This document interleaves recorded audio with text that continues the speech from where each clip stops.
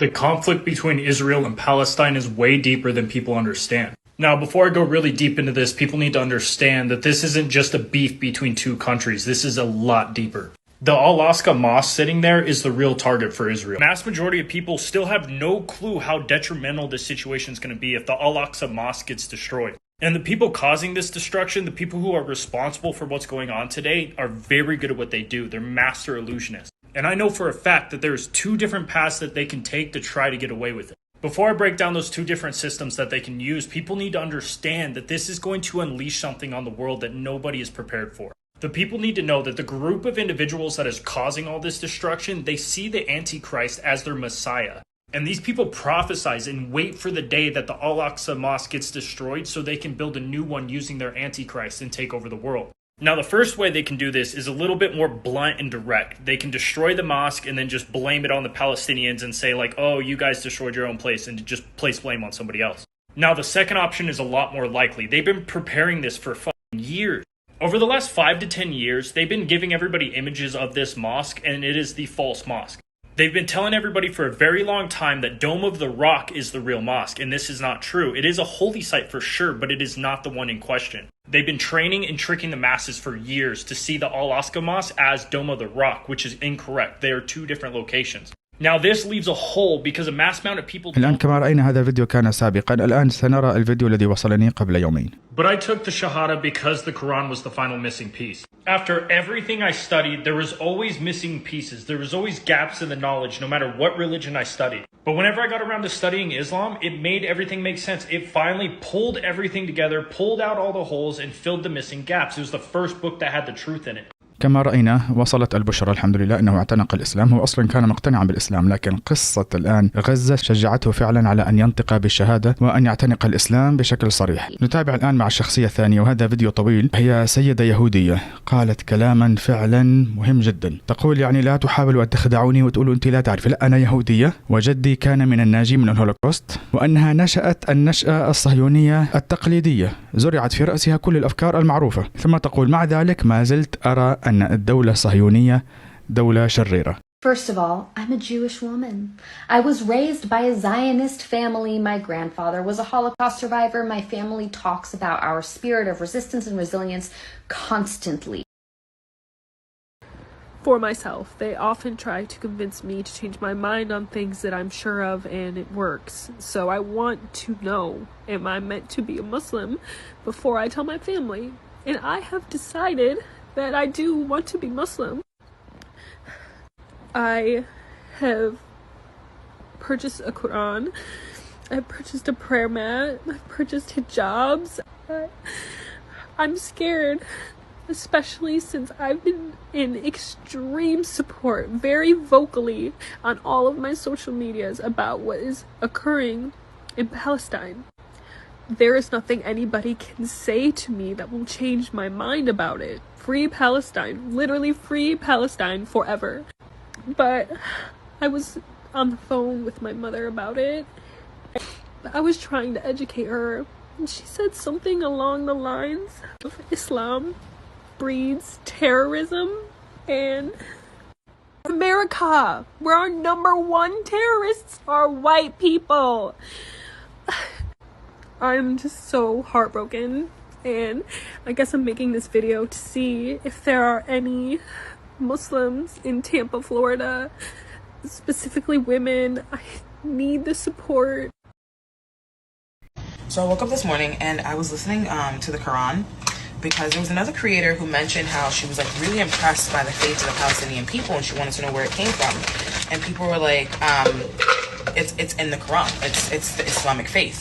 الآن حتى نختصر سأذكر لكم باختصار وبسرعة أهم ما قالته. تقول أنها تعيش في نيويورك، ولما كان عمرها 8 سنوات رأت البرجين ينهاران. كان عليها أن تعرف بنفسها خلفية هؤلاء وما الذي حدث، وهل يصح أن نحمل مسؤولية هذه الأفعال على أمة كاملة. تقول أيضا اكتشفت كيف الإعلام الغربي كان يزرع في رؤوسهم فكرة أنه الرجال العرب والمسلمين عنيفون، وأيضا لديهم اضطهاد ضد النساء تحديدا، وأيضا نظرة جنسية تجاه النساء. تقول لاحقا لما شاهدت فيديوهات غزة ورأت كيف الرجال عطوفين وحنونين ويقبلون أطفالهم في تلك اللحظات الصعبة، تقول بعدها: أنا الآن أشعر بالخجل وأنا أعترف أني لم أكن أرى أن العرب كلهم بشر مثلنا، وأنه لا يمكنك الآن مشاهدة فيديوهات غزة وتجاهل ما يحدث. ثم تطالب جمهورها بأن يثقفوا أنفسهم عن الشرق الأوسط والقرآن ويقرأوا عن الإسلام، وتقول في النهاية أيضا: حاسبوا حكوماتكم واسألوهم أين تذهب أموالي، أين تذهب الضرائب لتسليح هؤلاء الذين يقتلون الأطفال. صراحة يعني يعجبني كلام هؤلاء بكل عفوية بدون تحضير ولا سكريبت، يتحدثونهم في المطبخ ولكن كلامهم كأنه خطب سياسية فعلا، وواضح الصدق الذي فيه. It's through me researching what companies are giving money to what, where is my money going to, being an active participant in a global community and not just being part of this independent mentality that the Western world wants us all to play into. Sorry, I'm having an emotional morning. Actually, I'm not sorry. I think the whole world should be crying. But right now I'm crying because I just noticed it's 7:42. And I just noticed that so my youngest had a sleepover last night. My oldest is sleeping. He has school today, but I noticed that I didn't wake him up for school. كما ترون تقول يعني اليوم هذا كان عاطفي وفي أيضا صعوبات، ولكن بعدها تعتذر تقول: أنا لن أكون آسفة لأنه هذا اليوم يعني كان يوم سيء جدا، لا شيء يستحق الأسف لأنه يجب على العالم كله أن يبكي. ثم تشرح لماذا كانت تبكي قبل أن تفتح الكاميرا وتصور، لأنه انتبهت أنه أبنائها أو بنتها الصغيرتان يتعرضان لغسيل دماغ في المدرسة، وتشرح كلام طويل عن البروباغندا في التعليم الأمريكي. ثم تقول في نهاية المقطع: أنا لن أرسل أبنائي اليوم إلى المدرسة وسأعلمهم في هذا البيت، سيتلقوا التعليم خارج هذه المنظومة، لأنه بكل صراحة تقولها بلدنا اللي هو أمريكا يدعم بلد يمارس الإبادة الجماعية. We have been so just oblivious, and now our country is helping, assisting in the genocide of a whole people.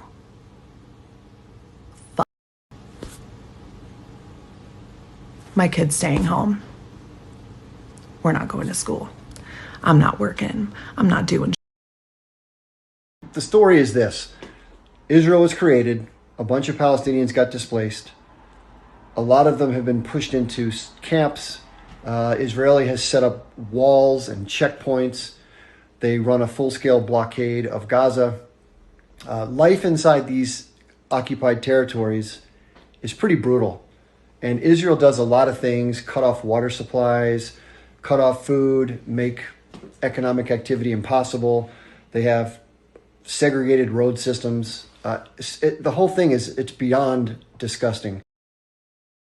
So earlier today I made a video saying how impressed I was with Palestinian faith, because it just seems that Palestinians have this ironclad faith even in the face of losing quite literally everything. And people were commenting underneath saying, well, yeah, girl, that's Islam. Have you read the Quran? You should probably read the Quran. And I have time. And I was also curious as to how, even in facing genocide, is Palestinian faith so strong? And so I decided to go on Scribd to see if there was an audiobook version of the Quran. There is. And so I started listening straight off the bat, what I'm a fan of.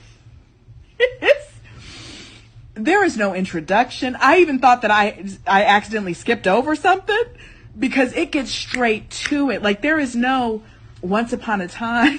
There is no in the beginning. There is none of that. It was like, all right, if you do this, then this happens. If you do this, like, it gets straight into it. And by the way, if you are Muslim, I hope I'm not being disrespectful. This is just my experience in reading the Quran for the first time. I'm on like chapter 4 of like 117, but I found some things very interesting. Like, first it said oppression is worse than murder, and I was like, that's a word. And then it was saying it was talking about divorce, and I didn't know divorce was allowed. Divorce is allowed in the Islamic religion, or Islam religion. And it was saying how if you're a woman and you get divorced, you have to wait 3 periods. I don't know how long a period is, but you have to wait 3 periods, and then you're okay to remarry, girl. Like, go find your husband. And it was saying if you're a dude and you divorce your wife and you haven't touched her yet, but you promised her a dowry, you still got to pay half that shit. I was like, feminism. And then there was a part in there that I was surprised about. I don't know why I thought it was going to be like the Christian religion where if somebody slaps you, you got to offer your other cheek and everything, because that always bothered me. Like, I'm like, if somebody slaps me, I should be able to slap them back. In the Quran, it says if somebody fights you, you fight them back. You like, if whatever they do to you, you do to them. And I was like, absolutely. So far, it's been a time. الآن ما ترونه يا أخوان هو تعليقات المتابعين على هذا الفيديو. لاحظوا، بعضهم يقول أنه الآن يتشجع لقراءة القرآن أو التعرف على الإسلام، بعضهم يقول أنه اعتنق الإسلام بالفعل أو أنه على وشك اعتناقه. هذه رسالة لكل من يقول أنه هذا كله لن يؤثر، أنه من يدخل على أصلا التيك توك وغيره من التطبيقات هو يريد التسلية ولن يستفيد. لاحظوا هنا، نحن نتحدث عن غير مسلمين، عن أجانب، عن منصة ترفيهية تحديدا. لاحظوا التغيير كيف يحدث، لاحظوا هذا الأثر الكبير الذي تتركه كلمات بسيطة، حتى ربما يعني صاحبها لا يكون مخلصا، ربما يريد فقط جمع اللايكات والمتابعين. مع ذلك نرى هذا الأثر. نرى مثلا هنا، شوفوا هذا التعليق ما أحلاه، بينما الجانب الإسرائيلي يشتري أصوات المؤثرين الإنفلونسرز، يعني قوة إيمان الفلسطينيين تفعل كل هذا بالمجان. ثم يأتي هذا التعقيب، قوة الإيمان هذه هي التي دفعتنا لاكتشاف هذا السلاح الموجود عند هؤلاء الناس اللي هم الفلسطينيين. لا تنسوا نحن بشر أصلا، حتى الشباب التافهين الموجودين في الغرب هم بشر مثلنا أيضا، عندهم فطرة وعندهم غرائز وعندهم مشاعر وعندهم مثلنا كل شيء، مهما طمست فطرتهم ما زالوا بشرا، ما زال عندهم فضول لاكتشاف ما هذا الشيء الموجود عند بشر مثلهم موجودين في مكان ما يتعرضون للقتل والقصف، ومع ذلك ما زالوا بكل هذه القوة. فهذه مرة أخرى رسالة مهمة، حتى لا نيأس وحتى نتشجع على بذل المزيد من الجهد، عسى أن ينتفع الناس ويزداد انتشار الإسلام ونكسب ثوابهم، فضلا طبعا عن تخفيف آلام إخواننا الفلسطينيين، وربما إن شاء الله في المستقبل أيضا تكون هناك نتائج سياسية لهذا الضغط. وإما إلى الله في الخالدين، وإما إلى الله في الخالدين. We in America are watching our government crumble, our president crumble with his lies, his corruption. There is huge content creators out there that are speaking against our political parties. We need this. Tell the truth about Palestine. Tell the truth about what is going on in this world. Expose them, guys. Am I the only one that has been studying Islam more with everything that's been going on? Because you don't see a single video of anyone cursing Israel. You see them praying to Allah.